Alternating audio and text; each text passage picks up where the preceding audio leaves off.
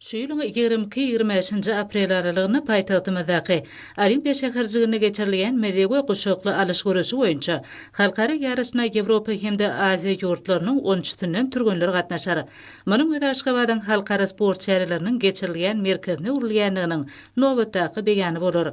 Dünýäniň dürli ýurtlaryndan gelen türgenler türkmen topragyna mähirlik garşylanan nyklary üçin hormatly prezidentimiz arkadaly gahrman serdarymyza hemde türkmen halkynyň millili gahrman arkadagymyza tüý sürekden çykýan hoşarlyk sözlerini beýan etdiler.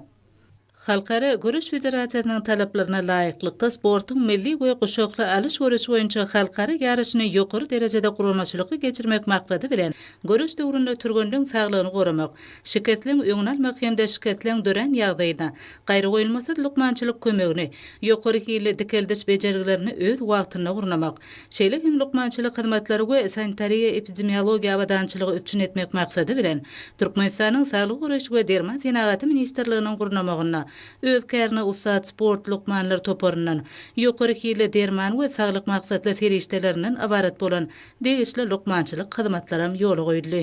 Aşgabatyň arkalaşyň täze sport mümkinçilikleriniň şäheri diýilip yglan edilmegi halkara sport jemgyýetçiligi tarapyndan ýordamyda berilýän uly anamyň beden terbiýany we sporty ösürmekde hemde wagt etmekde.